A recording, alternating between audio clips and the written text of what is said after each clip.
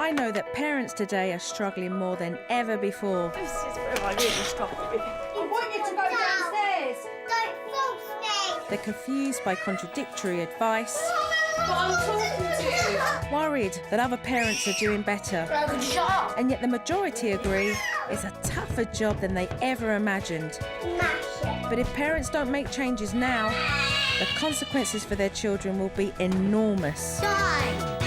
So that's why this year I'm stepping up my game. I'm offering more help to more parents, tackling more parental issues. I'm willing to do anything it takes. I just can't live this life anymore. I'm still going to be visiting the homes of families Who are really struggling. You will not tolerate being treated like that. Like, get out there and take charge. But I'm also hitting the road with advice for all on the parenting problems everyone faces. If you can trust me for 5 days, you will have this nipped in the bud. 49 minutes a day. That's all the quality time the average kid gets with their mum and dad. Parents, this is your wake-up call. What do you think this actual video is about, though? Child abuse. You think it's about child abuse? Neglect. I'll show you the small changes that'll make a huge difference. I've a lot of work to do, but I'm not shy of hard work.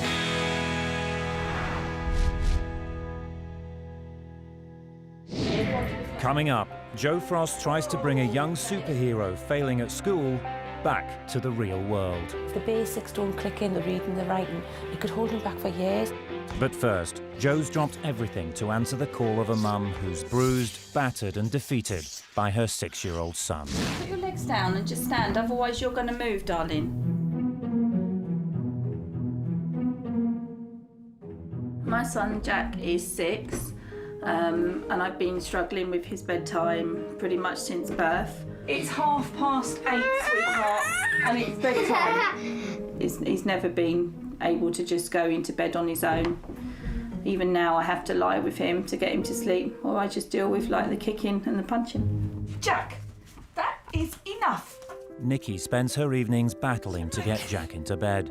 It's often 1 in the morning before he's finally asleep. I get really, really angry and then I fight with my mum. I actually have to shut myself away in the room from him because he is so aggressive. Now, I suggest you mind your fingers. Stupid mum!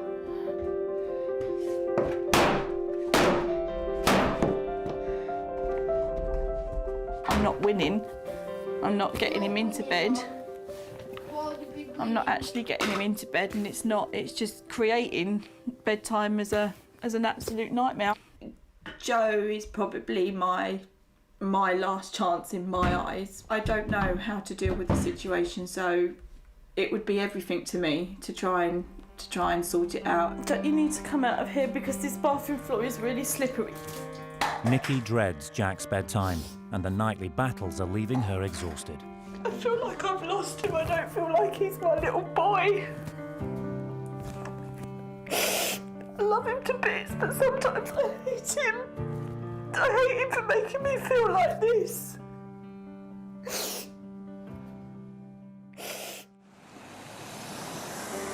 I'm actually going round to see a mum right now who has a 6-year-old little boy who she's petrified of. Something's got to be going on during the day because it doesn't weigh up for me that this boy only kicks off during the night time.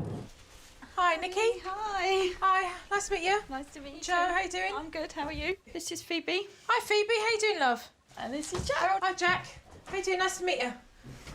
Come on then, kiddies. What provokes the anger? I think the anger's triggered by literally just not getting his own way. I mean, some nights he's good, but other nights he's just completely off the rails and he's very angry. I don't know. He just will hit and kick and punch and he'll bite and he'll. How do you actually respond to that? How do you react? It hurts that I feel like I can't control him, and it makes Jack. That's really squeaky. It makes me feel that. It makes me feel that he doesn't love me. Can I stop you right here? When you said it was really squeaky, what was you actually trying to say there? Possibly to tell him to stop. Possibly, or you was? Well, I probably was trying to tell him to stop. Is that quite common, the mixed messages of you not really directly saying what you I would imagine it is. It's probably something that I don't actually notice in myself. Right. Hi, Jack. how she communicates is a mixed message, or it's a little bit noisy, indirect, because what she doesn't want to do is actually cut through the fire, and she's going to have to pull rank here. Yeah, let's just sit up here for a minute, then I can talk to you then. Do you generally behave very well, or do you sometimes not behave very well? I behave well in the daytime, but Yeah. I don't behave well in the night. You don't behave well in the night time. Do you hit Mum? No. Yes. Yeah. And do you pinch and kick Mum? Kick, but I don't pinch. Okay. And how do you feel when you're punching and kicking Mummy? Sad. Why do you feel sad? Do you know why you feel sad when you're punching and you're kicking Mummy? No. No. Yes, 'cause it hurt Mummy. You feel sad because it hurts Mummy? Right. Oh, lunch is ready. I've just been told lunch is ready. Let's wash hands. I actually think Jack is a very loving boy, and I would like to get to know Jack for the person that I see. I'd like to work with Mum during the day in becoming more assertive, being more direct in her communication, and certainly having a very high standard of expectations from Jack.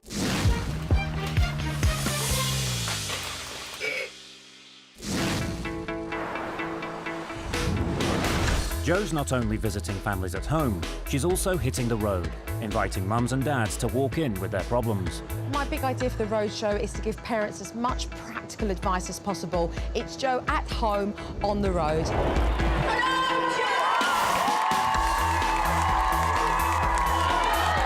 From the crowds, Jo will be taking on-the-spot questions, There's not anyone being in charge of her. Anger, doesn't do what he's told. answering those persistent parenting problems head-on with some straight-talking one-on-one advice. And you have to follow through on your consequences. And the first problem is one that's all too common for many parents. Oh yeah, well, 2-year-old, and how can I stop her from swearing? She's starting to pick up a lot of swear words from everybody else outside, and how can I tell her that it's wrong without being too harsh? Some people laugh when kids swear, okay, because they're mini little adults, and then they come out with a big swear word, and the first thing to do in shock is to laugh, and then they realise they've become the local comedian, and then we realise that actually they're continuing to swear because what they want to do is continue to make us laugh, okay? At the age of 2 years old, one needs to ignore it. However, I've got to say, if you effing blind at home, then you're going to expect your kids to do the same when they grow up, right? Lead by example.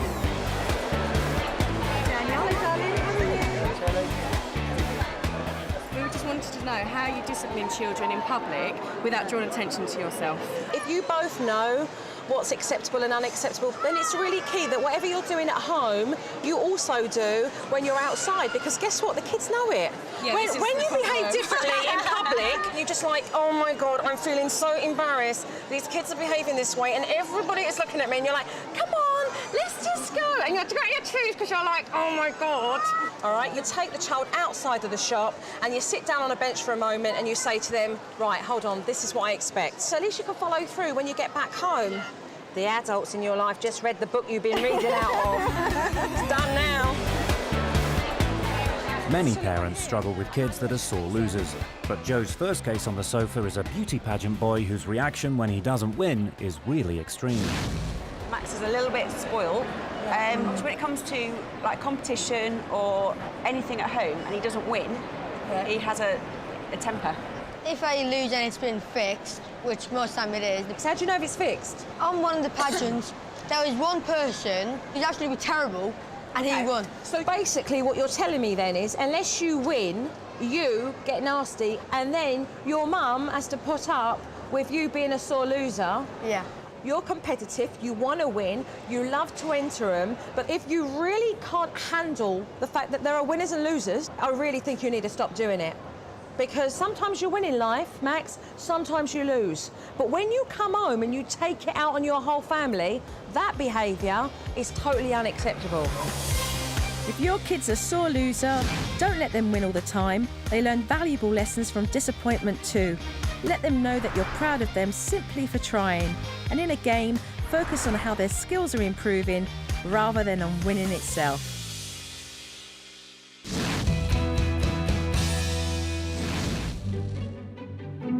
From kids with attitudes to fussy eaters, Jo Frost has dealt with them all. But today she's responding to a parenting SOS that's unusual even for her.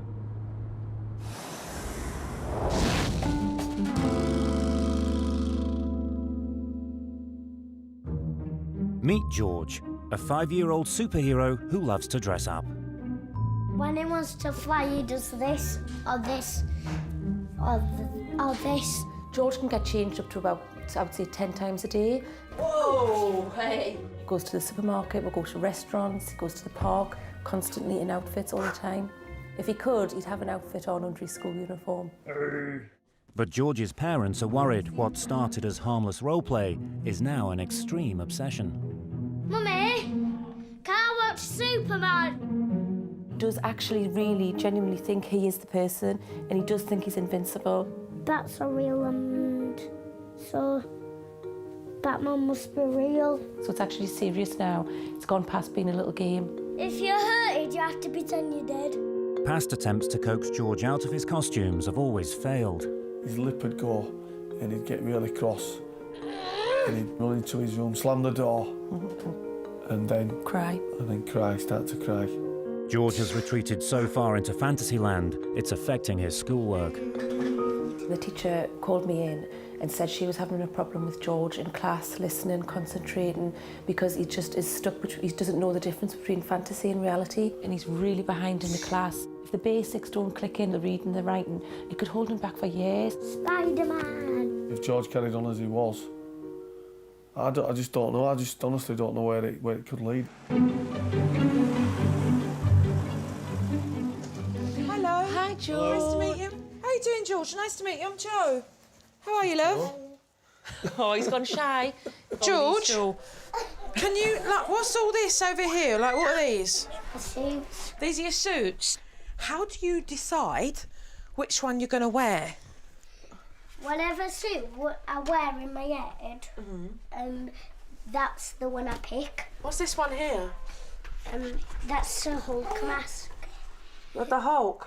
Yes. Is this your sister? Yes. Hi, Maddie. Hi. George's sister Maddie has a rare brain disorder called Rett syndrome. Your sister, she's got a poorly brain, is that right? Yes. Okay, so do you know anything about that with your sister? Yes. When I'm bigger, Yeah. I'm going to mend a brain. You're going to mend a brain? Yes. Okay, because what's wrong with her brain? She can't speak or walk. Right, and does her brain stop her from doing that then? Yes. Right. She used to do all them, but she can't now. Right.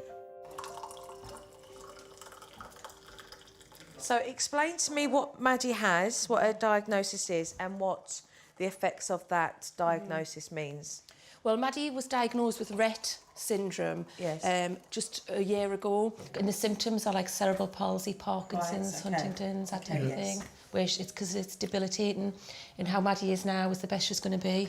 Maddie can't do a thing for herself. She can't pick up a bit of food anymore. She can't pick a bottle up. And sometimes it can take an hour and a half just to give Maddie one meal. Yeah. It's hard. She can't tell you that she loves you. Like George says it all the time. Maddie can't tell you that, but you can just tell. Where's that funny facey? Do you feel that George was impacted by how you were both feeling? Because I'm sure there were a lot of tears, a lot of like, oh my God, what are we going to do? When somebody does die, and that's what it was like. Because Simon couldn't, at one point, he couldn't even speak to George because he was just breaking down all the time. I said to George, you know, we've had some news from the doctor. Maddie's got a poorly brain and, you know, we're going to have to all look after her together. And he just said straight away, Mummy, he says, it's nothing to worry about. He says, I'm going to fix that poorly brain. I'm a superhero. And it's from then, it's literally, the fascination and obsession has just escalated. And I think he thinks it's his duty now, it's his mission on Earth, save the world and fix Maddie's brain. Come on.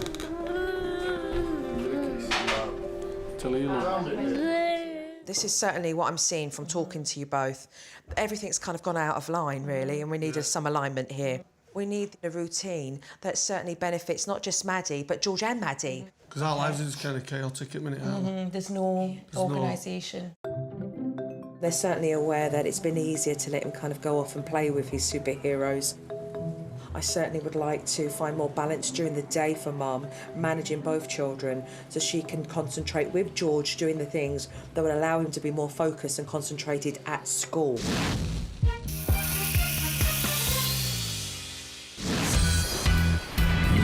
With over 3/4 of mums and dads admitting they find their job tougher than they'd expected, Jo's tackling Britain's top parenting problems. And one of the hardest things for parents to deal with is childhood phobias. She's frightened of dogs and animals. We just want to avoid going to certain places that we know balloons are going to be. Mum Nikki and Dad Alan are worried about their daughter's reaction to people wearing masks. Why does it make you frightened? What is it? What is it that you don't like? What, when their face is covered? Yeah. Right, okay. You know, we can't sort of do things that other families do, you know, like take the children to somewhere where a character's going to be. It's almost like she just runs. She wouldn't care who's around her. She's like unaware, in the lift, down, across the road. She just run. And when she runs, you need to reassure her, and the only way you're going to reassure her is just being firmer in your tone. It's not telling her off, okay? It's showing her that you understand, but if she goes to run, you say to her, no, we're not running off, and we're going to stay here because that's the person dressed up. So when you're going to Christmas parties or birthday parties, she says, are there going to be characters there? I don't know. But if there are going to be characters there, we just won't go near them, okay? So that she understands that it's not that you're not going to go to the birthday party. It's not that you're not going to go to the big adventure park. I sort of tried lots of tactics, but I think I need to be firm. It's a confidence. It's a confident, firm voice. Thank you. Take care, love. Thank you. When your child shows that they're having difficulty with larger-than-life characters, you don't back down. What you do is reassure, otherwise you're confirming that there is something to be scared of. So what's Mummy's question? My question is, obviously Emily's 7, coming up to 8 soon, and she was always a very polite little girl, aren't you? And she's coming to her year 3, and she's a bit confused about whether she should have an attitude and be able to stick up for herself, and she's started to try and nod her head and answer back because she's got some difficult children in her class. She doesn't mean it, but she says, well, I have to because I'm going to get bullied, so I have to be in with those children and I have to learn to be with attitude, and I don't know what to say. What you clearly need to do with your little one here, but you don't follow a pack.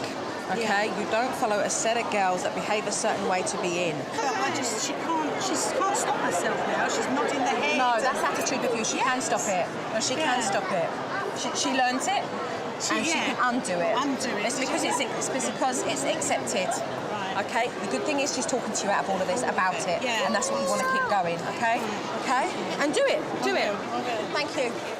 All kids face peer pressure at some time in their childhood, so encourage them to act confidently even if they don't feel it. Expand their friends by getting them to join new clubs or sports, and keep talking, sharing their worries will relieve the anxiety.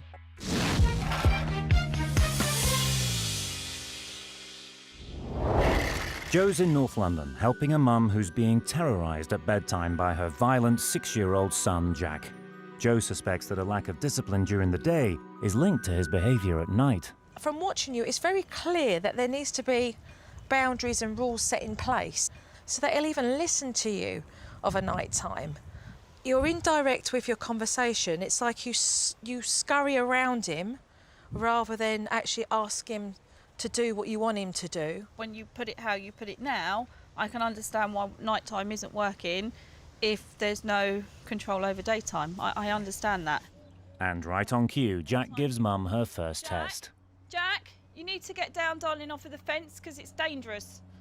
Jack, I want you to get down off of the fence for Mummy, please. OK, that wasn't your warning though, was it? Jack. If he doesn't believe that you're capable of following through and giving him a time-out, he's just going to walk over you. You're just going to be a pushover. Jack, you need to get down. Last time I will have to put you on the step. How many warnings was that? Normally 3. Jack. This is where I really struggle with it. Right. Jack. Please, in time out. Good boy. In. Mick, go. Right, I'm putting you here, Jack. I'm putting you here. I'm putting you here because you have not listened. Is that to okay? Mummy. That hurt. Is that okay? No, that hurt. Is that okay? for you to headbutt your mother. I suggest you apologise right now. Because I'm telling you now, Jack, do not push it. Are you going to get tough? Are you going to let him do this to you? I have to be strong. When he starts to get funny with you, you're going to hold him here. Hold him. Hold him. You see that? You're going to hold him. Okay? He's a 6-year-old little boy. By the time he's 7 years old, he'll be pushing you into your own kitchen, telling you to stay in there. By the time he's 13, guess what he'll be doing? You will not tolerate being treated like that. Do you understand what I'm saying? Right, get up there and take charge. There's no shortcuts. You've just got to go through the eye of the storm. Not hit Mummy. This is a boy that kicks punches. I mean, of course he was going to headbutt. It's disgraceful.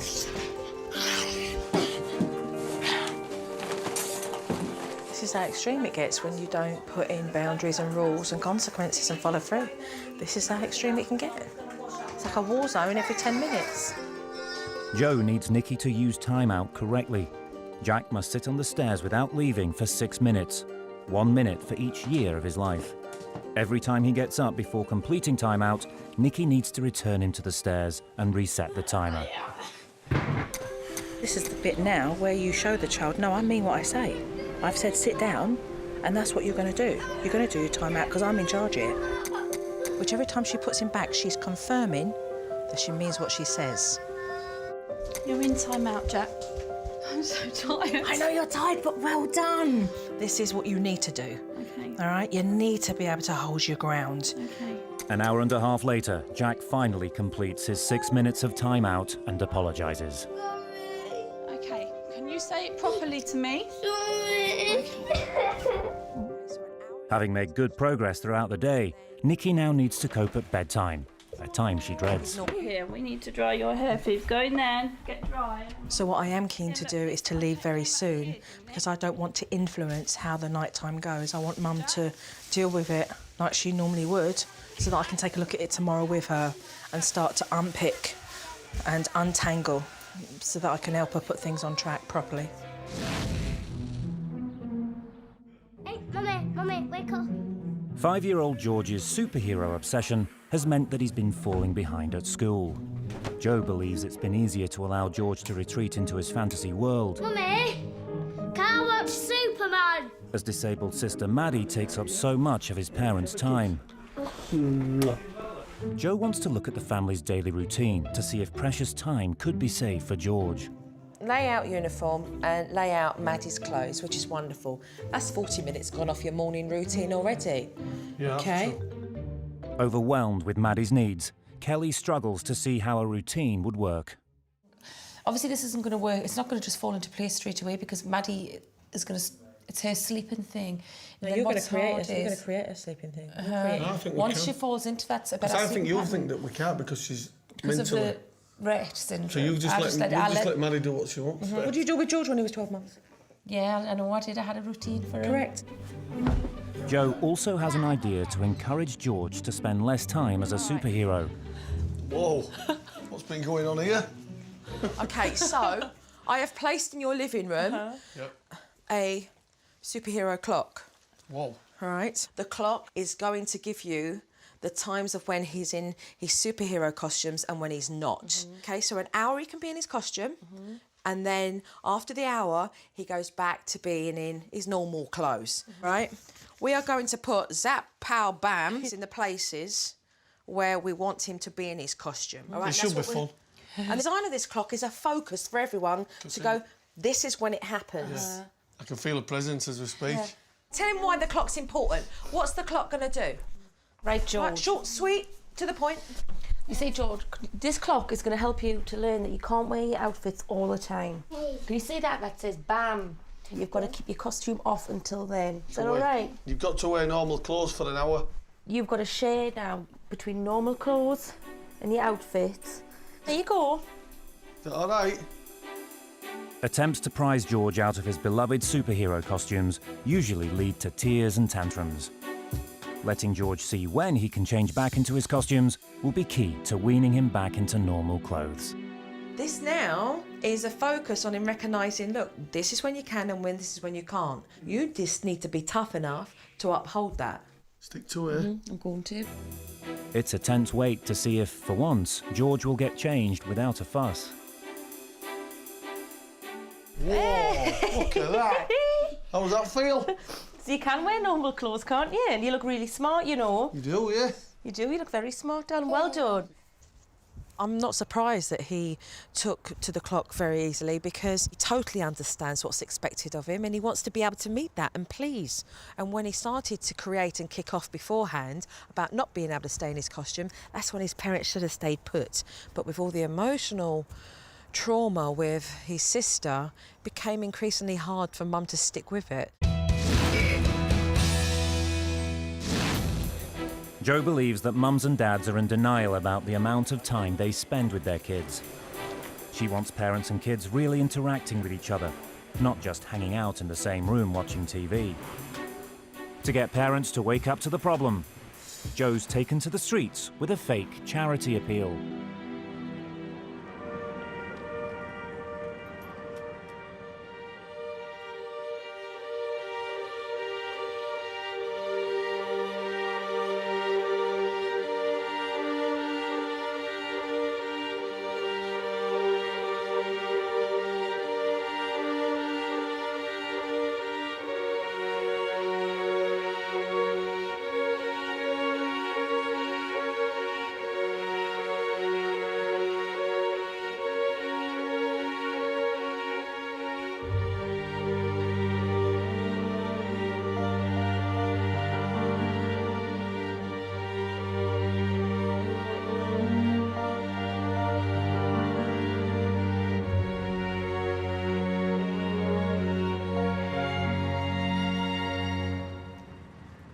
Right, what do you think this actual video is about, though? Child abuse. Do you think it's about child abuse? It's neglect. It's neglect.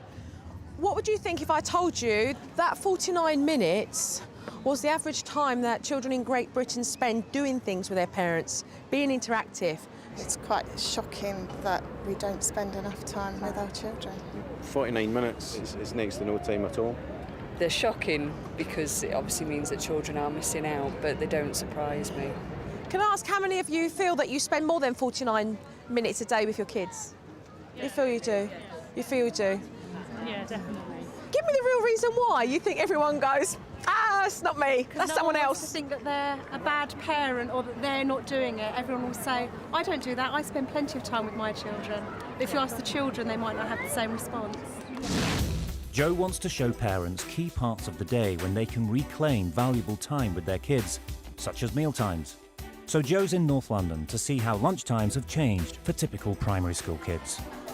Just take a look at this. Most of the forks are gone, but all of the knives are still here.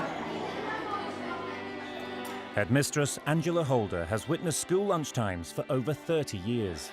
We've seen a decline in the ability of the children to use knives and forks. When you've got children at home who are maybe sent to sit and eat in front of the TV, I don't think that they get that role modelling, and I don't think they understand quite what it's like. And I wonder if parents really know that that's happening. With 75% of kids eating in front of the TV and 25% eating in their rooms, kids are not only lacking basic table manners, they're missing out on quality time with their parents too. So Jo's decided to bust in on families at mealtimes to encourage parents to make changes. Hello. Hello. Hi. Hi. Hello. Hi. Do you know who I am? Hi, how are you? All right, thank you. Hi. Grubs up, time for dinner, eh? Is this where you eat your dinner normally? It is, yeah. And do you sit down and eat with them? My dinner's out the kitchen for later. Will you take part in an experiment with regards to how families come together and eat? Yeah, that's fine. If you would, I would really love you to be a part of that experiment. We'd love to do Okay, thank you very much. On night one, Jo wants the families to eat as normal, with the TV on. Night two, the TV goes off and the family must come together to share the meal. And both nights, cameras capture every move. Psychologist Dr. Claire Farrow will analyse the children's behaviour across both nights. Why is it important for families to come together at meal times? There's quite a body of knowledge now in academia that suggests that children who eat with their families regularly are less likely as adolescents to smoke, less likely to drink alcohol, less likely to abuse drugs, less likely to have underage sex, less likely to eat high-fat foods, and they even have better vocabularies. Hi there. The families have been invited to see how the children behaved at both meals. So Claire, let's take a look at this video, the first one here. Straight away you can see he gets this piece of broccoli and she puts it all in, but it's too big for him to chew, so he actually has to take it out and then break it down. So he's eating a very, very large mouthfuls. Immediately the children start eating with their fingers. But you can see how engaged they are with the TV in terms of their eye contact, that they're really quite absorbed by it. They are talking to you, but they're looking at the TV, so not sort of fully engaged with you. He starts eating with his fingers, and throughout the meal, at this point, it seems as if he's actually possibly had enough to eat. But because he hasn't got anyone in the room with him to say, you know, have you finished? He's bored of the meal because he's, probably bored. I'm surprised at myself when I watch that back. Let's take a look at the difference with you being at the dining table now. You see Harvey there using his knife and fork. So he goes there to put the whole broccoli in his mouth like he did at the table, but you're able to say, you know, use your knife, and he actually chops it up. And use your knife, please, Harvey. But it's like a different child, really, the way he is at the table. Joe wants to show the parents that it's not just about eating together at the table. It's about actually giving your full attention and having your kids engage in conversation. The girls ask if they can start eating, so see the difference in sort of their manners and their etiquette. What are we doing tomorrow then? What did Grandad say we're doing tomorrow? Straight away a conversation into what we're doing tomorrow. What's your film? And you don't notice how they are with the telly when you're there. It's when you're sort of looking at it. Yeah. You know, you don't realise they are engrossed with it. They don't actually get an opportunity to sit and talk. Yeah. And maybe that would be quite nice. Yeah.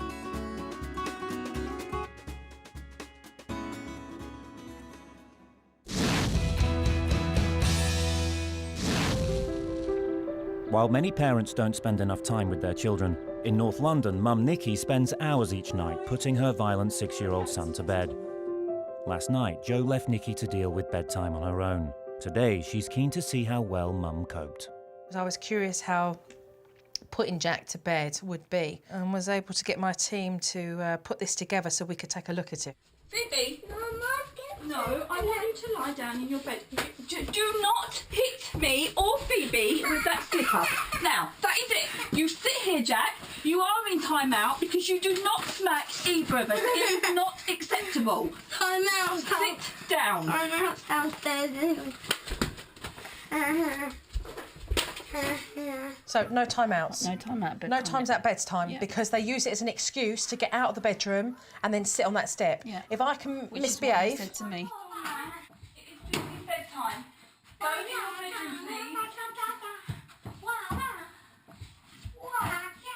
In your bedroom, please. why did he continue to come in 2, 3 and 4 times? Because I wasn't firm enough with him to... No, your voice was firm. Your voice was firm. I don't know then. Because you didn't give him a warning. I've told you, in your room, otherwise you are going to lose privilege tomorrow of going out. Final. Get in your room. And Phoebe will be out. And he'll be watching Phoebe, have fun, and he'll be in. OK. It's so much to take in. It's unbelievable. The children. You're doing it. Last night, with Nikki being more authoritative, she had Jack asleep at 10 o'clock, much earlier than normal.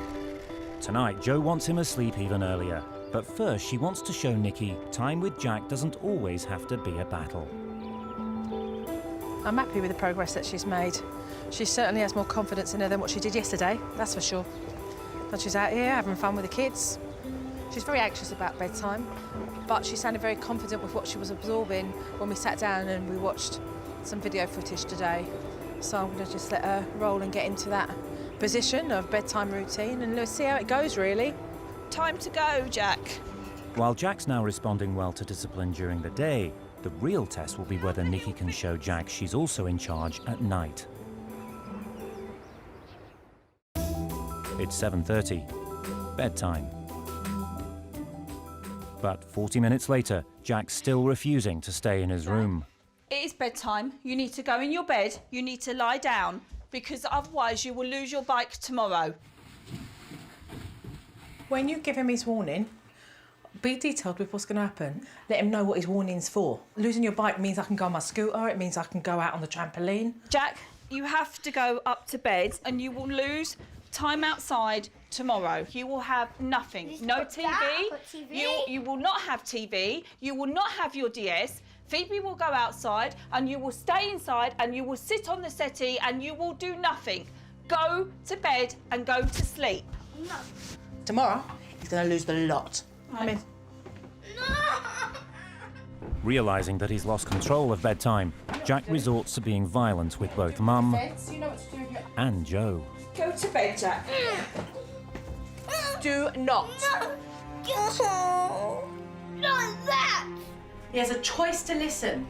He does as he's told, or there are consequences. So tomorrow, you're following through. Tomorrow he has nothing in the morning. Nothing. In the morning, Nothing. in the afternoon, I'll get it all back. Jack, nothing. Unless you go and get in your bed now and you go to sleep, you will have nothing all day. Go to bed. Come in. Desperate to regain control, Jack tries one last show of defiance to get Mum's attention. He's throwing stuff down the stairs now. Yeah, well, you can say that. All he's doing is testing. In the past, it's taken Nicky until 1 a.m. to get Jack to sleep. But unable to provoke his mum, Jack finally gives up and gets into bed. It's 9 o'clock. And just 20 minutes later, he's fast asleep. So very much. You're more than welcome. Joe will return again next week. But all of Nicky's hard work disciplining Jack tonight could be in vain if she doesn't follow through with his punishment tomorrow. Jo Frost is taking her advice to everyone with her first ever roadshow to help Britain's mums and dads. Hello. Thank you very much. Time and time again, one of the biggest challenges parents bring to Jo is sleep problems. Who's this little one here? Aman. Aman. Hi, Aman. Have you got a question for me? We just cannot get him to sleep in his room. He doesn't sleep through the night. Still, he's 2.5 now. Is he sleeping in the afternoon? I've cut down his naps now. I've tried to cut them out completely. OK, I don't want you to. It's really important for you that you create a bedtime ritual. You've got to wind down his mind. You've got to make his brain not so active. You've got to get his muscles relaxing. You've got to get yourself into a place of relaxing mode. Make sure you do it at lunchtime so that he's going to have an hour and a half's nap, so that then he will look forward to having his sleep of a night time. So you've got to create the daytime pattern first, so that then you can implement that of a night time, OK? Stop. He just doesn't want to sleep. The thing is, he needs it. He needs it, and he's fighting it. He's fighting you with it, but you know that as a parent, you've got to teach him, you've got to train him, but he needs it, you know? A common concern at the roadshows is how to tackle kids' bad habits. Let's get straight to the point, shall we? I'm looking at these images here, and I'm looking at the front of her eye, and I see that she's been pulling her eyelashes out. Well, I first noticed it in December. Right, OK. So I just thought she looked a bit strange, and then I noticed that it was that she hadn't got her eyelashes, so... Yeah. Has she shown any other, like, does she pull her hair, or, you know, before, or putting her eyelashes, or was there any kind of obstinate behaviour where maybe she didn't want to do anything, you know? She's always like that, yeah, she's very obstinate. She's quite particular about her clothes, and sometimes we'd get her dressed and she'd just take everything off again. Sometimes if you sit her down to dinner and she said, oh, I don't want that, she'd be quite happy to go without any dinner. Has there ever been a time in your mind when you've sat and thought, hold on a minute, so it was that last week, and then it was this month, yes, and then it was that... Get over one thing, it's something else. Yeah. This is what I'm seeing, is a pattern. If she doesn't want to go to school, then she doesn't want to put her clothes on. If she doesn't want to go to the table, then she doesn't eat. If I'm not going to do this, then I'll do that. I know that children can be incredibly manipulative. If you focus on the eyelash, she knows that that's where she can push your button. So how do you deal with it? Do you ignore it, or...? Yes. Yes. What, completely? Yeah. Yes. Because at the end of the day, she pulls them out, they grow back again, OK? But if she knows every time she pulls her eyelashes out, it gets a certain kind of behaviour from you both, guess what? I can manipulate the situation again to doing what I want when I want, but you can easily put it right.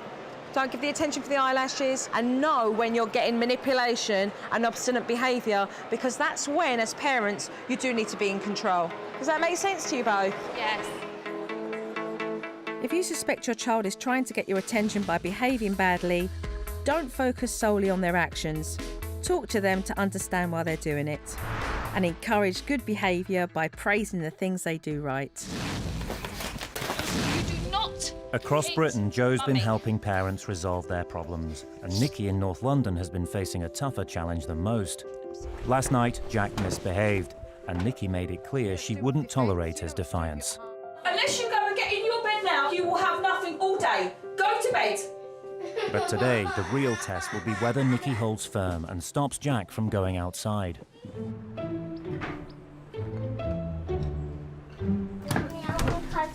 If you go out there, Jack, I'm warning you, if you go out there, you will lose your outside time this afternoon as well. Jack's not used to being disciplined, and over lunch, tests Mum's authority. Mummy, I can't cut it. What do you think I would say? Sorry. No, I don't want my dinner to get gone. No, sorry. No, I've put you. No. I have put you here because you are rude to Mummy, and you do not. You're not having it, Jack. You are not rude to Mummy. No. Nikki's shown Jack she means business by keeping him indoors all morning, and after completing time out, he's allowed to join Phoebe outside. I was worried that it was going to be tough and that he wasn't going to listen to me, but fingers crossed he seems to be at the moment, and hopefully the daytime bit will run into nighttime. We'll see. Kelly and Simon have also been living under Joe's regime. When she left 5-year-old George, she'd coaxed him out of his superhero world. But has he been encouraged to keep it up? George, it's time for that costume to come off. There's been a few occasions where the pet lip has started and the tears have sort of filled up in his eyes, and I've just said, come on, we're going by this superhero clock now. After breakfast at 9 o'clock, you can put another outfit on. You know, he just came round without a fuss. How does that sound to you? Really, really, really, really, really good. Oh, get in. Well done. Sticking to Joe's daily routine has been a struggle, but as the days go by, things are improving. It was easier for me to let George put an outfit on because it kept him quiet and I could deal with Maddie. But at the end of the day, you know, I've got to deal with George as well. With the routine slowly falling into place, Kelly's finding more time in the day to help George with his schoolwork. Just do a little bit of, you know, reading, spelling, counting. Right, excellent. So put that in there. 3 + 3. That's easy. What? 4. No. Can't say for certain what the future brings, but hopefully Joe's methods work. I'm sure they will. Another 6. There's all different ways of making 6. Never in my wildest dreams think we could have got George out of his costumes and us getting to a bit of a routine in his lives, because everything was just wayward. So yeah, thank you to Joe.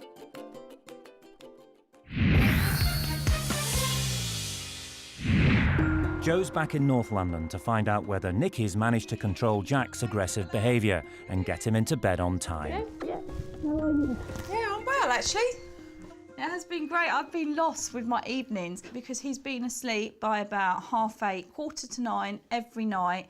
No questions, nothing. What do you mean when you say that you're lost in the evening? Because obviously my evenings were so taken up with trying to get. Oh, like, you mean because Jack you've got to free bed. Because I've time? got free time, yeah. Chelsea, please! I'm so pleased for you. They are oh so my different. God. Yeah, they're different because you are. I'm so happy for you. Disciplining Jack by actually following through on her warnings throughout the day and night seems to have paid off for Nikki. Why do you think you have no problems with him now during the night time? Because I think it's a lot calmer during the day, and I'm a lot calmer. He knows what I say goes. And that's why it was important for me to work with you during the day. Yeah. It's bedtime, and Joe wants to witness how Nikki deals with Jack for herself. The last time she saw him put to bed, he kicked, screamed, and scratched. Come here and say goodnight and say thank you to Joe for helping us, please. Thank you, Joe, for Come here, please. Thank you for helping me, Joe. You're welcome, darling. Good night. Good night, love. I know you don't want kisses. Good night.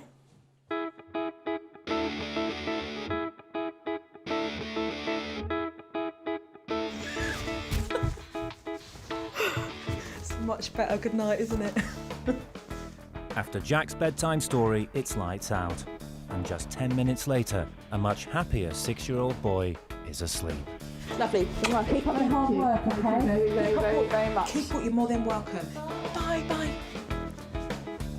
It's been wonderful to come back today and just see Jack be the way that he is, and to watch Mum so much more confident, just like, you know, really stepped up since I've left. And there's so much more peace in the house, and there's a lot more laughter, and everybody's happier and more content.